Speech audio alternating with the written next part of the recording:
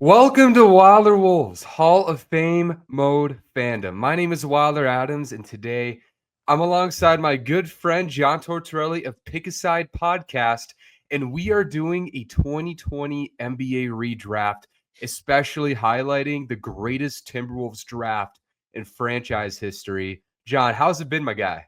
It's been great. A very fun part of the NBA offseason is Summer League. We just got to meet there the other week, and now we're in kind of the quiet stretch. And I feel like today's a fun way to kind of talk about some topics a little bit juicy in the Timberwolves world. I'm looking forward to it. Yeah, man, this is the time of the year, man, where you have to get really creative on the type of stuff that you cover. And one thing I want to do with this show, particularly, especially during the quiet time of the off season, but beyond, I want to talk about the NBA, but through the lens, the navy blue Kool-Aid glasses of the Minnesota Timberwolves. So that is what we're doing today, John. And the 2020 NBA draft, just to get right into it right away, right? It was, in my opinion, maybe the most, I would say, overhated draft that I can remember. I'm sure you remember Yeah. the narratives that came along with this draft being the worst since 2000, 2006, 2000, and they were saying there's no real number one pick. So, John, just get started right away. What was your mindset toward this draft at the time? My mindset was very different than it is now, naturally, because we didn't have March Madness. And the pandemic, it was tough to evaluate some of these players given the fact that James Wiseman only played a couple of games at Memphis. And then LaMelo Ball playing the NBL was very polarizing because of how inefficient he was.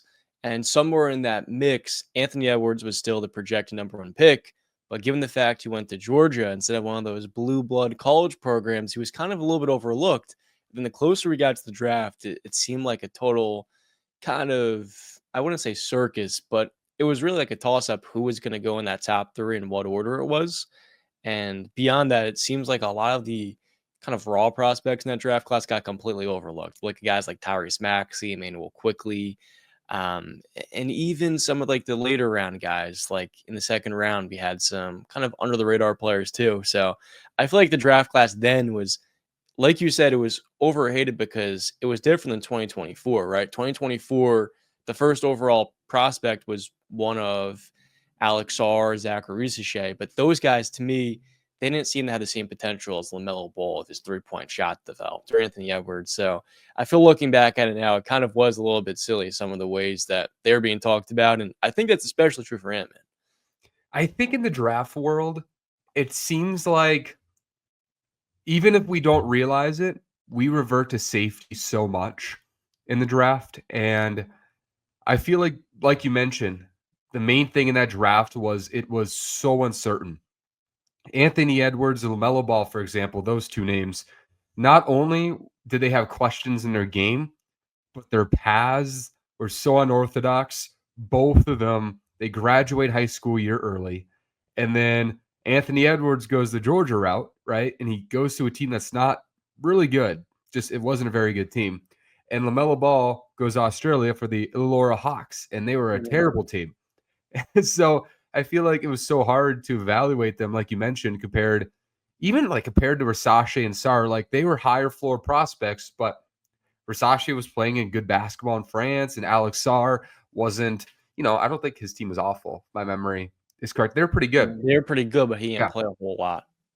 He yeah. wasn't productive. But yeah, man, that was a very interesting draft. But hey, look, Minnesota, they ended up taking Anthony Edwards number one overall.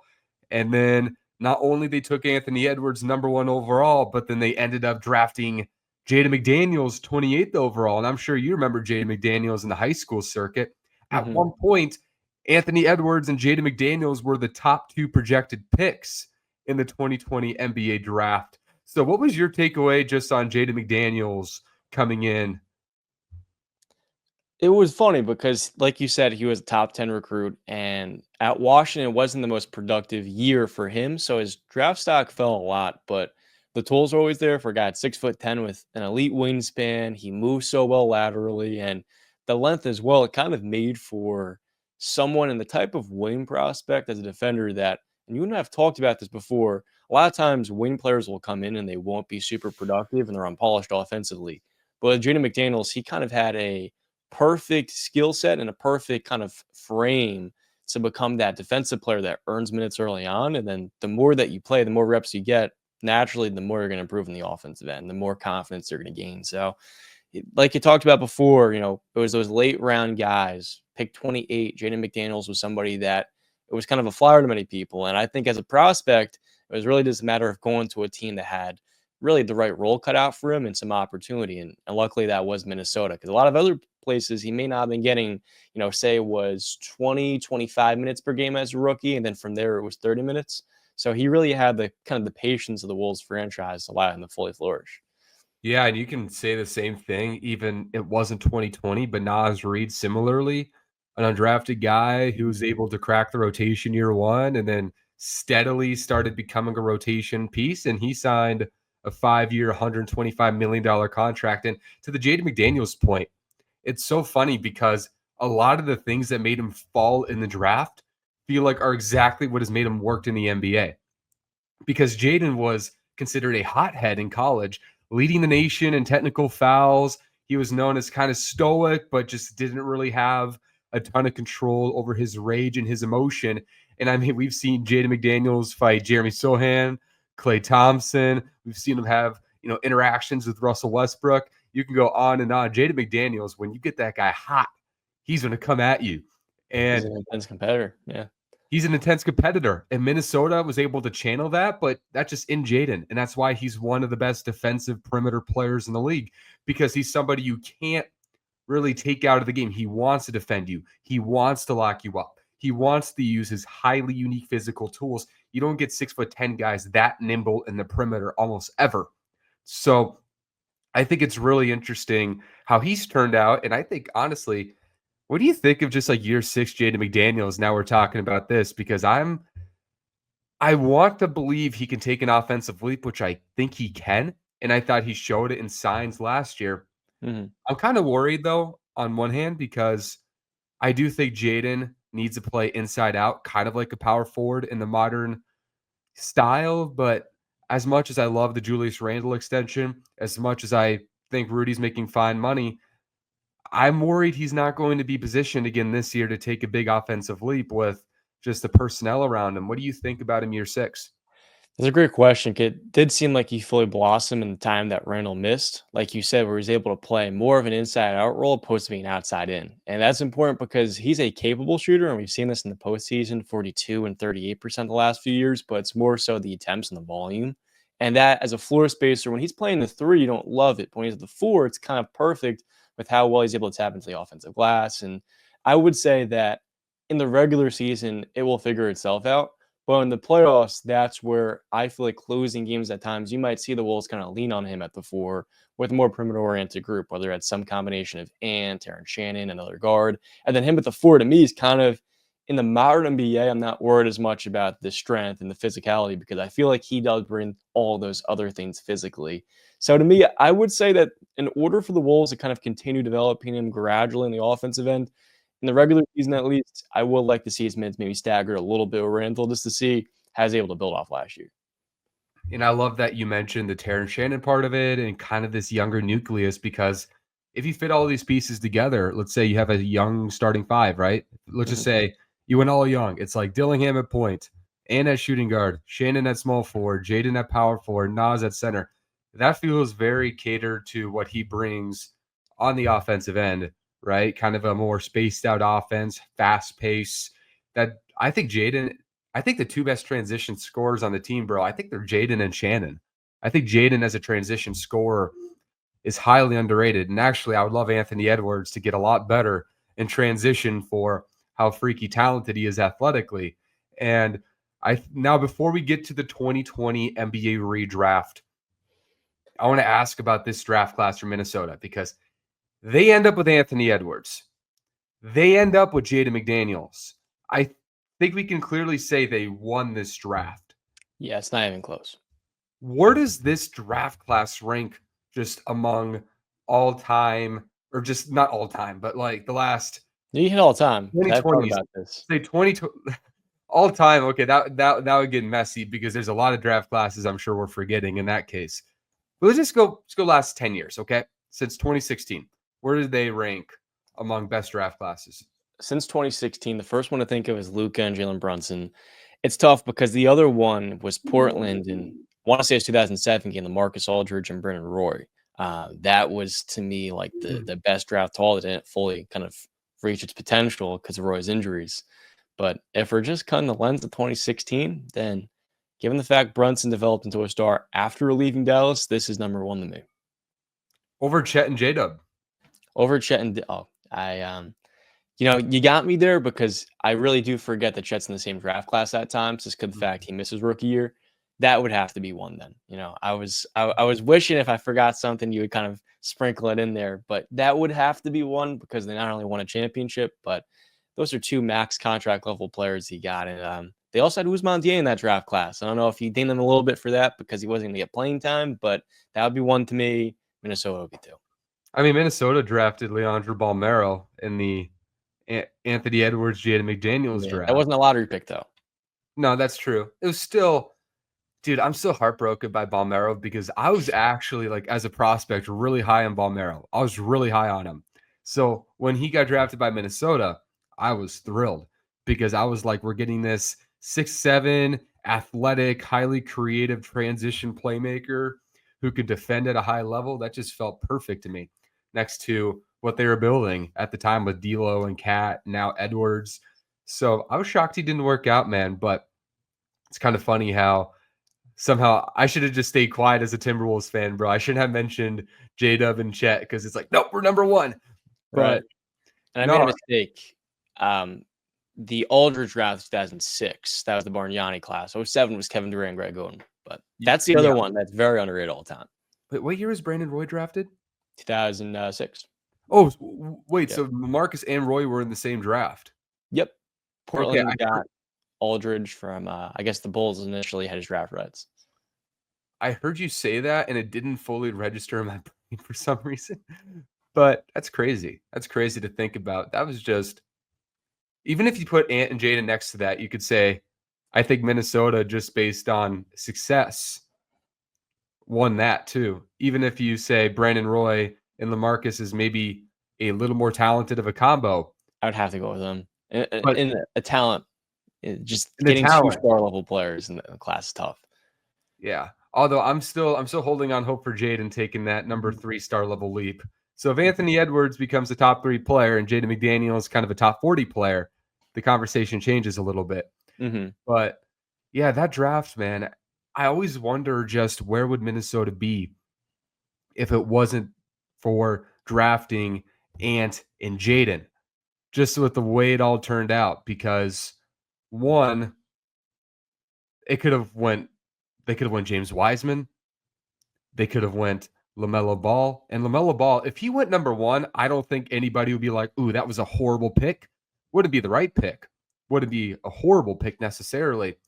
But just to reminisce a little bit to that point, side tangent, isn't it funny how during the draft process, James Wiseman is openly saying he doesn't want to go to Minnesota because he doesn't want to play next to a big. And then LaMelo Ball, on the other hand, after the draft happens, on Ball in the Family, they were like, we didn't want to go to Minnesota anyway because it's too cold and LaMelo can't do what he can't do. And then the one guy who's posting Photoshops of himself during the draft process in Timberwolves uniforms, like Anthony Edwards, that guy's their dude who turned out to be the superstar in that draft class, man. It's kind of funny, I think, looking back on how that shaped out. Yeah, and I don't think it's a coincidence either because Ant kind of brings the leadership component that I'm not going to say LaMelo lacks because he's in Charlotte, but there's an extra gear and a pluck to Ant, which is differentiating him from some of the guys in that class. In that rookie season, LaMelo won Rookie of the Year, and he was really, the talk was who was the right selection number 1 for that period of time. But we've seen Ant gradually stay healthy and get better and better year by year. And that to me is a testament to his willpower, sure, as an athlete, but it's really a greater point of having the leadership and the character to kind of turn around a team that perennially was a loser until he came. And I think that was the worry about him, which is so ironic. Mm-hmm. Does he love basketball? Does he have the leadership? Does he have the it factor? And not only were people wrong about that, but I'm not sure if we've ever seen the character of a prospect be as far off in reality compared to the perception as Anthony Edwards? Because, I mean, of course, when you hear this stuff as a fan at that time, and Andrew Wiggins, you just came off of that PTSD, you're sitting there and you're like, I don't want to draft Wiggins again. I wanted LaMelo Ball that year, bro. And that's because partially I was scared of drafting the freaky athletic, questionable competitiveness player. And that's how There's they some beat. Wiggins scars. Yeah, big time PTSD, bro. Like this scar I have in my face right here, that's from Wiggins PTSD. But in reality, it turns out everybody was wrong. And Minnesota, I would agree, in a grander scheme of that conversation, Minnesota, I think, is probably the second best draft class in the last 10 years because of what they brought to the team, because you have one guy who's projected to be a top 5 player at least, and another guy who's going to at least be a really good starter. You don't get that very often in a draft in the NBA anymore. So let's transition now to the official 2020 NBA Redraft. We're doing lottery here, so 1 to 14. John, I'm going to give you the honors to do the number 1 pick. That's very nice of you. With the first overall selection, we got Minnesota. And at this point in time, it was a big deal because they had just gotten D'Angelo Russell. He just got Karl-Anthony Towns. But like I was saying before, what they needed was a franchise-altering player and a true superstar-level talent. And looking back at it now, it's pretty definitive to me that Anthony Edwards is the number 1 overall pick, and nothing's going to change here for Minnesota at 1. Can't really complain about that. I mean, he's the best player in the draft, multiple conference finals, multiple All-NBA second teams now, going into his age 24 season. And to stick on the Anthony Edwards point, let's look at the last. This just came to me right now. Let's just look back at the last, say, 7 drafts, okay, going back to 2018. How would you rank Anthony Edwards as a number 1 pick compared to those guys looking back? 2018 was Zayton, 2019 was Zion, 2020 was Ant, 21 Cade, 22 Paolo, 23 Victor, 24 Versace, and if you want to count Cooper Flag, I'll leave you to that. We could count Flag because of the fact he hasn't played a game. I'm going to stick to 18 to 24. So my favorite prospect is going to be Wemby, and I feel like it's hard to not put him at 1 just because of how truly rare that his game is, and also I feel like he's a blank canvas. But his ceiling is so incredibly high, and he just so happens to be the highest floor raiser of that group as a rim protector. So I would have Wemby 1. 2 to me would be Anthony Edwards, and then the next player up would be Cade at 3, and then 4 would be Zion, and after that, 5 would be. I think the only guys left are Ayton, Risa Shea, and that might be it. Paolo would be right. Okay, so I made a mistake. Paolo would be next to Cade, 3 and 4. And I feel like that's interchangeable. And I left out Paolo for a second there. I would have Paolo above Cade the more I think about it, because I feel like his physical traits and his gifts and just how raw he is as a player, he missed half of this last season. It's a lot like Cade missing the second season. But I don't really have any issues with Cade being slightly above. 5 would be Zion, then 6 put Risa Shea. 7 Ayton. Yes. I'm a proud DeAndre Ayton.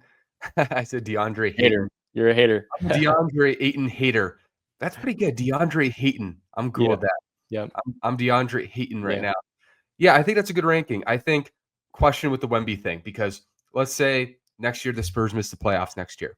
Let's just say they miss it again. And Wemby's pretty healthy. Takes a step forward, but the Spurs miss the playoffs, and Anthony Edwards leads the Timberwolves back to the conference finals with a great playoff run again and builds linearly like he has the last couple of years. Does that make you kind of like reconsider one at all, or no?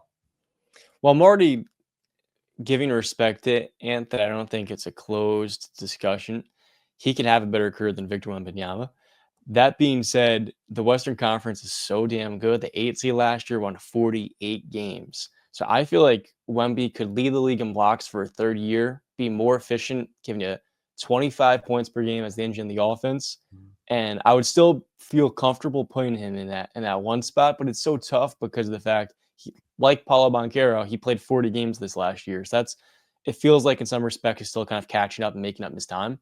And for that reason, I'm not necessarily going to make that sweeping declaration that Ant's going to be the prospect I put above him next year. But long term, I don't think there's a world where Ant can't be. I definitely feel like if it's going to be someone else, it's going to be one of those other guys, and Ant would be the top of that next up. Yeah, I think that's fair. I think it's really hard to have the 7'5" guy in shoes with that versatility on both ends of the floor, not Yeah. number one. And I just think it all comes down to how healthy is Victor Wembanyama?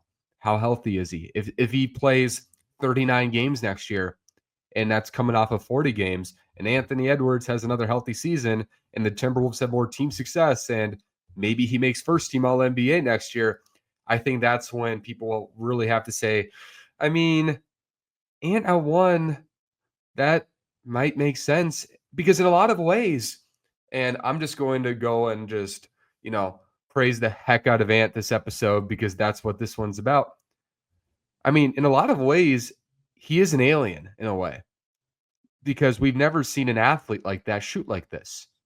Mhm. And if he builds on that foundation and his midi's more efficient next year and he's a little better in transition and he maintains 40% on 10 threes a game, that's also an alien. Am I right, John? I would agree with you because a long time ago in the year 2017, there was a viral YouTube video that Lonzo was Steph with the 40-inch vertical. And looking back now at the NBA, I've seen Anthony Edwards become the best shooter on his team, but not just that, one of, if not the very best shooter in the league beyond Steph Curry. You're looking at a guy that is elite at that skill and has that same level of athleticism, but also has the frame at 6'6", being built like a linebacker damn near. And then he's also someone that is one of, when he needs to, the top perimeter defenders in the sport. So to find that rare breed of elite level shooting with his physical traits, I feel like you can say he's a unicorn because there's no one else in the league that quite has that level of unique skills to his game. I think people just associate unicorns with tall, Mhm. and I don't know if that's entirely fair. And I think that's a great breakdown on Ant. So Ant's number one in the 2020 NBA Redraft, and number two is also really easy. It's Tyrese Halliburton. It's really heartbreaking that he tore his Achilles, and I think that's the sad thing about this draft class because outside of Edwards, it's a great guard class, but nobody's really stayed healthy. And I mean, Maxi's had injuries, LaMelo's had plenty of injuries, and now Halliburton is missing all of next year with an Achilles, but he just led a team to the finals. Mhm. Anthony Edwards and Tyrese Halliburton are one of the only players in NBA history to both in the same draft class make multiple all NBA teams and multiple conference finals in their first 5 years. That never happens.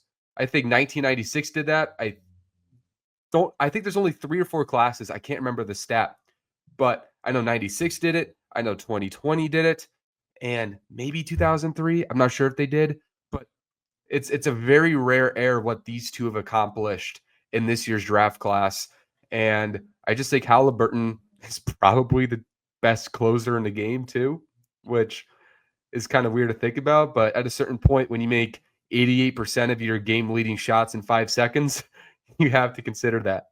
Yeah, he just has a rare skill, and it reminds me in some respects of Chris Paul, where his impact in the game isn't fully reflective in the points per game column. But when you watch his offenses play, it's elite every single time he's on the floor. And that to me is the difference between him and LaMelo Ball. And that's why if you have the second overall pick in your Golden State and you're looking for someone that could play off Steph Curry, Tyrese Halliburton showed he could do that with De'Aaron Fox. And he was hyper efficient as a secondary scorer and shot creator. And then once a guy like Steph comes off the floor, you've got him around your offense. That team in 2022 that won the championship, just the thought of having Halliburton with Draymond Green, Steph Curry, Wiggins, it would have been pretty insane. Yeah, he just fit that team like a glove. And I love revisionist history Me too. because Me too. they take James Wiseman, but we hear, oh, but they love Tyrese Halliburton. They wanted to actually take Tyrese Halliburton, but they took James Wiseman. It's like, if you liked him so much, take him. It's really that simple. Trade back. Somebody would have traded back. I just find it hilarious when I hear like, no, but the Warriors, they actually liked Halliburton, but it's like you had the guts to take him or not. And they should have taken him looking back. And yeah, I think he and Edwards, they've kind of separated themselves at this point from the rest of the pack. Like Edwards is a top 8 player. I think Halliburton's top 15. And I think Halliburton, between you and me, is the best guard in the East until proven otherwise. Even over Brunson, even over Cunningham, even over Mitchell. He just led a team to the finals, and he did it as the best closer. And those are scorers, and Halliburton's the best closer. Yeah, I'm not gonna push back on that. With the torn Achilles, I would just have Brunson, but there's nothing wrong with that at all. Yeah, with the Achilles, of course. I think Yeah, that Cunningham's throws a going to be. wrench in it because it was one of the most improbable playoff runs we've seen from an individual player. So Side tangent, I think Cunningham's going to be the best guard in the East next season. So stay tuned for that. But number 3 overall pick, Charlotte Hornets. John, what are you thinking? So the options are LaMelo, and then after that, it's Maxey, Desmond Bane. If I'm Charlotte here, I'm not changing anything. Much like the Wolves, it's a little bit tough to say if LaMelo's going to stay a Hornet for the rest of his career. But one thing I know is that this team needed talent badly back then. And they had Terry Rozier and Devontae Graham, but I'm a believer in going best player available, even if there is some positional overlap. So to me, LaMelo Ball is one of those players. If you can put the right coaching staff and the right infrastructure around him, he can be a difference maker. So I'm just going to go with the safe, the smart, and the only pick here, and that's going to be LaMelo at 3. I just pray he stays healthy. Mm-hmm. That's everything for me because when he's healthy, he's one of the most unique talents in the game. And I think he still, if everything goes right, if he's healthy and positioned well, could easily be a top 10 player in the game. If everything just kind of lines up for him, team wise and health wise, it just hasn't. And he was so bad the second half of last year when he was battling injuries. But Mm-hmm. that first 18, 20 games when he was healthy, he was humming, he was putting up Shea numbers like 31, 5, and 7, Mm-hmm. and pretty efficiently. And then he just fell off the rest of the year. He just needs to play 82 games, man. It's very similar to Zion. Yeah. It's tough because we talk about guards that are top 10 ball handlers, shooters, and passers of the position. LaMelo has that case, and he's 6'8". But like you said, it's not only health, but because of his environment, he's a product of it. The shot selection at times and decision making, I feel like that's not fully something that would show out in other places. But since he's in Charlotte, he's able to do whatever he wants as the keys to the offense. And so that's kind of what incentivizes some of his bad habits. I would love him on a team like Houston, man. Like, could you imagine him next to Orlando, Amen? Orlando's got their guard now and Desmond Bane from this class. But yeah, Houston's another one of those teams. Just need elite shooting, passing, everything that he brings to the table. So Yeah, I still believe outside of Ant, LaMelo is the best talent in this draft. I think as raw talents, those two are just at the top of the list. I'd have Edwards at 1, LaMelo at 2, and Maxey and Halliburton are pretty close as talents. I just think Halliburton maximizes everything he better has. player. Yeah. Just a better player. Yeah. So, yeah, number 4 overall, Chicago Bulls, and this feels pretty easy too. I'm taking Tyrese Maxey. And honestly, if you rank LaMelo and Maxey right now, Maxey's probably ahead right now. And I think LaMelo's long-term potential is still a little higher, but I mean, Maxey's one of those. He could put up 28 a game in his prime, and that wouldn't surprise me. And I think he's kind of, even with VJ Edgecombe, even with Jared McCain, he's kind of leading that next wave of 76ers players as the star of that team going forward. I mean, he's averaged 25 a game 2 straight years now. He's young, become a great shooter in the NBA. Similar to Edwards, that was a question, but he's Mhm. legitimately become a fantastic shooter. So I think it's really hard not to take that in his length and size. Absolutely. The original pick was Patrick Williams. They could upgrade big time off that selection. Now, at number 5, it was another wing pick. It was another defensive oriented selection for the Cavs with Isaac Okoro. And at this point in time, you have Darius Garland. This was before they got Evan Mobley a year later. And they were really looking for like a defensive two-way piece on the perimeter to pair alongside Sexton and Garland. Sexton. And well, I feel like Desmond Bane is the best player on the board. To me, Denny Advia is the perfect fit for Cleveland. Ooh. And I really like his theory alongside Garland. Just the ball zipping around, Avia playing as a second side creator, and then him being a very good perimeter defender as well. So I'm going to go Denny here, number 5. Denny, I think, is the most improved player from this draft, especially last year. Because, I mean, I think there were some questions. He had a good year in Washington before the trade. Yeah, very good year. But I think people were kind of wondering, like, okay, is this just one of those solid connectors on a bad team? And never figures out the offense quite. And then, I mean, he became like a 20-10 guy in the second half of last year. And he just became this. I had him number 2 on my draft board that year, dude. He was number 1 leaning like the year before. He was, when I remember correctly, he was the number 1 ranked prospect a year in advance. Was he really? Yeah. I thought that was Wiseman. Huh. I I feel like might there's be I a lot might of guys who are there. There's so many different prospect rankings. It was probably one of the many, but based off Wiseman's hype going out of high school, it's probably Wiseman the most, and then is that one outside reporter or that one outside publication that has Denny number 1. That's what I'm thinking of. But yeah, Mike Schmitz might have been like that. He loved Denny. He loved Mhm. Denny. And I was huge on Denny coming into the NBA, and he's starting to creep into that player finally.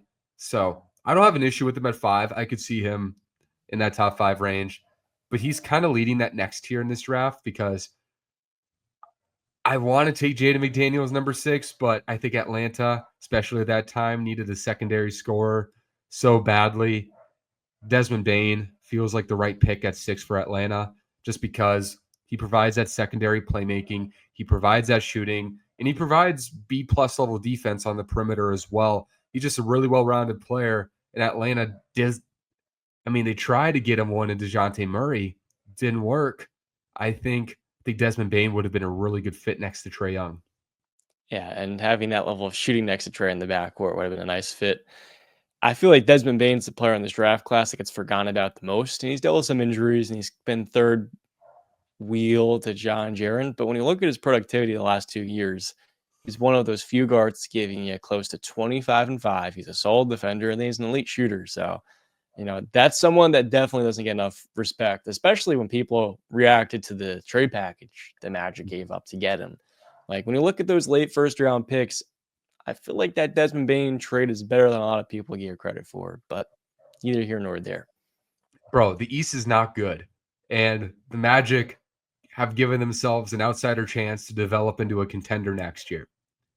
Minnesota saw the Rudy Gobert trade and everybody thought they overpaid it. And it's like, bro, you're trying to win basketball games. You're not trying to win trades. And a team that apparently crushed the Timberwolves are still the most lost team in the Western Conference 3 years later, the Utah Jazz. And Minnesota, back-to-back conference finals. It's like, I don't care they overpaid. People said we lost all of our young talent. And guess what? I'm seeing ESPN young core rankings and Minnesota's still top 5. What talent did we lose? So I can't complain about the Magic taking Desmond Bane on that deal. It's just it has to work. And if it works, then nobody cares because they have their number 1 and number 2. Right, absolutely. And that's going to be what determines their ceiling, those two guys. Pick 7. This was the first year of the Pistons rebuild. They got things started off on a bang by taking Killian Hayes. And the best players on the board now are Emmanuel Quickly, Jaden McDaniels, Onyeka Okongwu, Devin Vassell, and Obi Toppin. And I don't know if I mentioned Onyeka, but Obi and Onyeka are the other 2 names. So this is before you have Cade Cunningham. This is before you have any of these young players in the team. So to me, I'm taking the best player in the board, and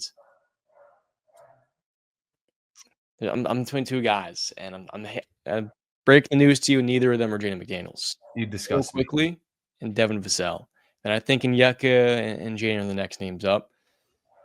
This is very tough for me. I think Vassell gets a little bit disrespected at times, and that's who I'm going to roll with here at pick 7. Quickly, maybe I have some second thoughts as Quickly is more of a well-rounded player, but Devin Vassell, I think, with more opportunity would be a very solid 20-point per game score, just a wing that kind of checks the box, so to speak. And I feel like a number 7 here for the Pistons, it's a very solid pick.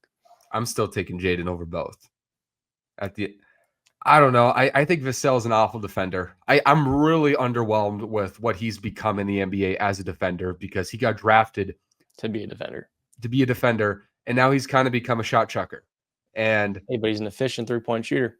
he's a good shooter, but you can see what's his efficiency like this year? Let me see what his efficiency 55% true shooting this year and 58% last. Yeah, it's so mid. I'm still taking Jaden over that. And I mean, IQ, he just can't stay healthy. He's hurt a lot, and I mean, when he's healthy, he's really good. I mean, I hear the case for IQ, but I still think Jaden's offensive upside slept on, and I think he's You're not going to find many 6'10" guys who can defend all over the floor and dribble and, create within 18 feet. I'll find Right. 5 Devin Vassells a year in a draft.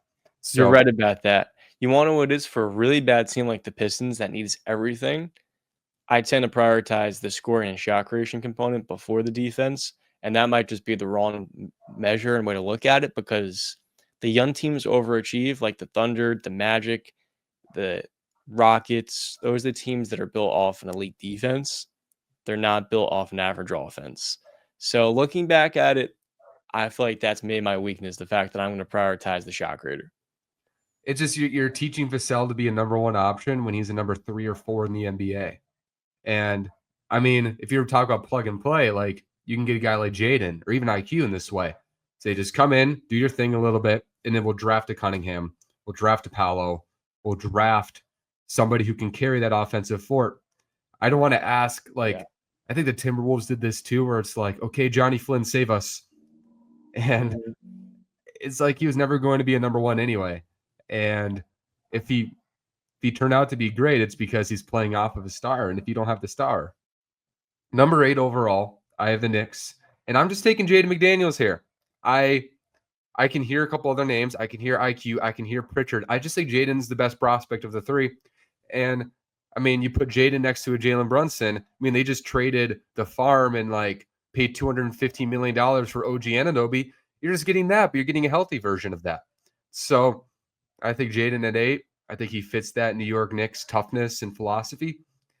I'm happy he's in Minnesota, but if this happened, I think the Knicks would have liked him. Yeah. And now I guess we're on to pick 9, the Wizards. Yep. Awesome. It's funny, this entire range of players I don't feel that strongly about. It's like, yeah, you took Vassell over Jaden McDaniels, but at the same time, I'd rather have McDaniels on more teams. And I feel like the same could be said for this next bunch of players, Emmanuel Quickly, Peyton Pritchard, and Yeka. For Washington at this time, it's much like my previous pick, where I'm just going with the best player available, and that to me is Emmanuel Quickly. And I think Yeka is a sleeper here because how much better he's gotten year by year. You talk about the health component with Quickly, but I just look at his skill set being a kind of well-rounded third guard, and he can be a second guard for many teams.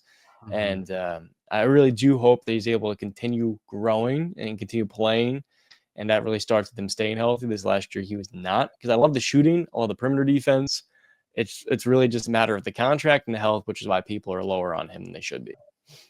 Yeah, it's the contract is crazy. And that was like the pre-CBA. I think we're all realizing what the CBA is because everybody's getting that $30 million contract now if you're a secondary player. And people were just throwing money around a few years ago. Like, sure, yeah, you want a max? Sure. Here you go, Jamal Murray. That's kind of what happened a few years ago. And I think Jamal Murray, if he was in this modern iteration, probably signs the IQ contract, right? The 5-year 175, which is still a lot of money, and he's worth that. But you're not going to see max money get thrown around the same way as we once did. I mean, Fred VanVleet signed for 2 years, 80 a couple years ago, right? But I don't have an issue with IQ going 9. I think he's a shot maker. He's got crazy length. He's a really good defender, really underrated. And 10th overall, the Phoenix Suns, they took Jalen Smith. And I think with how DeAndre Ayton turned out, they could use a center still. So I'm going to go in Onyeka Okongwu here. And I just think he took a big step this year, especially offensively. And I think Chris Paul would have loved him for a year. I think he could have been that modern iteration of what the Suns have at center right now. Now we move past the Chris Paul era. They don't dump him for nothing. In that, what was that trade? It was like a Jay Crowder trade. What was the trade? No, it wasn't Jay Crowder. What was that trade? The DeAndre Ayton? No, the Jalen Smith trade. It was like second round picks for Jalen Smith, right? Might have been including Torrey Craig. Not a whole lot. It might have been that. That's what it was, I think. It was Torrey Craig in seconds, wasn't it? Guess we're about to find out in the next 10 seconds as I check his transactions page. It was actually Torrey Craig and 1 second round pick. Wow. Yeah. Onyeka Okongwu doesn't get traded for that. I'll say that. Yeah. And it was actually a swap. The Suns gave up a second, which is Hugo Besson, and then the Pacers gave up a second. So really not a whole lot. I really wanted there was a rumor that Minnesota was trying to trade up into the lottery again in this Mhm. draft. And I mean, they basically got a lottery pick in Jaden. But I mean, Onyeka Okongwu was a guy I was really interested in during that draft process Mhm. too. Either if they traded back, and by the way, if they traded from Anthony Edwards to Onyeka Okongwu, that'd be a disaster. But if they traded up for Onyeka Okongwu from pick 17, that would have been cool. Instead, they traded back to 23 and 28 and took Balmero and Jaden. And then the Thunder took Poku, which is one of the rare draft trades the Thunder lose. So, yeah, interesting how that turned out. Absolutely. So now we're on to pick what? 11. 11 was San Antonio, the Devin Vassell pick. And this is me doing the odd selections here. And I would say the best player on the board is going to be Peyton Pritchard. I think a sleeper here is the undrafted Najee Marshall, who's to me one of my favorite role players in the NBA. Mm-hmm. But for San Antonio, they definitely needed an injection of talent. They had a lot of guards back then. This was before they traded Derek White, before they traded DeJounte Murray. And I would say that even with those guards in the picture, I would still go with Peyton Pritchard here, number 11. I mean, the Spurs, they got rid of all those point guards, and now they have a surplus again in a different way. So Mhm. I don't mind taking Pritchard at 11 because I think if he had his own team, by the way, I think he could be like an 18 plus point per game guy. Yeah, on the So offensive end, he reminds me of Fred VanVleet.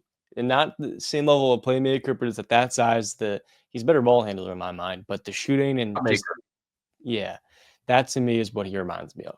Yeah, so between those three guys, all complementary role players, I think all three fit Sacramento in a really unique way. But at number 12, I'm going to take Aaron Nesmith for Sacramento. And I love what Aaron Nesmith has become as an NBA player. Mhm. He's become such a good shooter. He plays so hard. I thought this year for the Pacers, he took a big step defensively because he kind of always has been a head on fire type defender. But I think this year his intuition got better. And I mean, he's won playoff games for them. Yeah, And I can't say the same for the other two. Obi Toppin, you could. But yeah. I just think the two-way floor spacing impact is more valuable, and I think he could have played fast with De'Aaron Fox. I think he could have played off of Sabonis. There's not really a team he doesn't fit on. No, absolutely. And he's a player that sneaks under the radar and you kind of forget in this draft class. I do because it took him 3 years to fully turn it on once he got to the Pacers. But seeing him be a very good perimeter defender and an elite shooter in the postseason, and then also he's got good size. He fits in any offense, like you said. You know, that's a pick where coming out of Vanderbilt, he was an insane shooter, and he's only built on that once he stayed healthy in the NBA. Pick number 13. This was, oh Pels. boy, the Pelicans selection. And if I'm the Pelicans here, I'm comfortably between Najee Marshall and Obi Toppin. Najee, of course, started off with the Pelicans, and I'm going to go on Najee here. I feel that his game is a little bit underappreciated at times. He's not the best shooter, but just a well-rounded defensive player. He's kind of like a Swiss Army knife. Mhm. And it's quite a rise from going to draft to the lottery, I'll tell you that. It is. Yeah, he's become such a good connector player. I mean, he Hmm. defends hard. He's got really good feel offensively, and I mean he played on the Pelicans a little bit, so Hmm. just some familiarity there. Yep. And I think that's a good pick. And number And 14, I'm in between two guys, okay? I'm in between Obi Toppin and I'm in between Isaiah Stewart. And the reason why is because I think Isaiah Stewart is low key the most similar player to Kendrick Perkins in some time. And I know what Kendrick Perkins did for the Celtics. And I'm kind of tempted you should in go that getting way. I I like think that. I think just for culture fit, because I think Obi Toppin is one of those guys where I feel like if he goes on the wrong team, his limitations really stand out Yeah. defensively and laterally. Hmm. Isaiah Stewart fits Celtics like a glove. He does. I'm going to go Isaiah Stewart, and I'm going to pray that the shooting can be what it was a year ago and just be a physical post defender. I think that coaching staff, that organization would just love him. Yeah, he offers a lot defensively, and that it's funny. There's a lot of guys in this class like Stewart that kind of get underappreciated for one reason or the other, and I feel like for Boston they needed that kind of extra big, and someone that's an enforcer, someone that gives you the energy, whether it's off the bench or on a spot starter role. So I like that a little bit more for the Celtics. I think that would have been one of the most fun fits. Like, I don't think he's more talented than some of the guys ahead, No. but just culture fit. Yeah. He's one of those guys. If you got drafted by the Celtics, he's probably there 10 years. Yeah, Toppin's on the right side up too. I can't see him being as efficient as he is now with the Pacers because the fact that Carlisle has brought the best out of him. I mean, when he was the Knicks, you're lucky if he gets out of the backboard from three, and now all of a sudden he's in 40% of his threes in the regular season and swing finals games. Same thing with Neesmith. I feel like those guys, and it's not to discredit them, but they are maximized by their system, and you wonder what they would be in a different environment if they'd be as efficient. So maybe that's why they're kind of perceived to be not as valuable to other teams, one could say. I feel like Aaron Neesmith, he's turned the corner for me because I think he can be one of those guys who just fits any team now. Obi, I don't feel the same way with because I of agree what with he that. lacks defensively. An amazing straight line athlete, not a good lateral athlete. But yeah, that does it for our 2020 NBA redraft. And I want to just close the show by talking about the Timberwolves in this, draft context. Let's say this hypothetical happened, okay? Minnesota, they draft LaMelo Ball, and then they don't trade back, and they end up with, I don't know. How important was it that Minnesota ended up with these two particular players in this draft class? I mean, it was everything because coming off that 2020 season where they acquired D'Angelo Russell, I mean, they won. Correct me if I'm wrong. The amount of games the Wolves won that season, it's about shortened season, I think 19 games. They're 19 19 and a 45. 60 some odd game season. And the years before that, with Cat in the post Thibodeau era, it felt like the team had plateaued a little bit, and the team was in a new direction trying to build around Karl Anthony Towns, but we kind of understood that Cat was best of the two. And ideally, getting that superstar level player that would allow Cat to be that kind of difference making player in a contending caliber team. So when you look at the track record of the T-Wolves franchise, it was for the longest time finding continuity and then some level of star power that could actually lead the franchise. Cat was a great player, and we saw very early on by his second season how productive he was, but he wasn't going to change the franchise's fortunes in a more meaningful way. Getting Anthony Edwards and then another high level starter in Jaden McDaniels, it's a difference to a point where everyone else was kind of going to their natural roles, and it kind of sued things out and it allowed this team to, for the first time, have clear continuity and then an identity was formed. And that is why they've been so consistent. It's why last year in a retool season, they still managed to go to the conference finals after injuries nearly kind of set their season downhill. And Mhm. I feel moving forward, every franchise needs that break where you have the best player in your franchise history. For the Wolves, that's been Kevin Garnett, but he wasn't well supported. With Anthony Edwards, there's a new opportunity to build around that superstar level player, and that's um, it's really nice for Minnesota fans to see them finally get that break, which they've been longing for. I think this draft class, what it gave Minnesota number one was just the reset at the perfect time that they needed. Because, like you mentioned, Karl Anthony Towns, I mean, otherworldly offensive talent. And you can see that right away. But it also, and it's really hard to tell for sure when you are in a rebuilding context, which they were with Cat his old time. Like they have that one playoff pop year, and it wasn't smooth. There were some good, there were some bad, a lot of chemistry issues with Jimmy. We have no idea if that's Jimmy or if that's Cat or how much of the blame they needed. Cat turned out to be a great player, multiple All NBA teams, 5 All-Stars at this point, worth the number one pick that year. But he wasn't necessarily the guy who was going to reset the culture on both sides of the ball. And I think if they didn't end up with Cat, or if they didn't end up with Ant and Jaden in this year's draft class, their approach on building the franchise would have been a little different because it would have been more about kind of rushing to fit the Cat and D'Lo timeline more than taking the step back. And Cat provided an amazing bridge for Ant and Jaden to kind of grow into their own at their own rate. They weren't great yet. They weren't winning a lot right away, but Cat provided because Cat is such a good leader, just in terms of he's a great teammate. You can Yeah. question whether Cat could be your number one. He's a great teammate. And Cat was the perfect personality where he was comfortable letting those kids grow into their own. And if Ant surpassed him and it became his team, great. And that's what happened. And Minnesota was able to pivot with that clarity, like, okay, this kid's timeline is the number one important thing.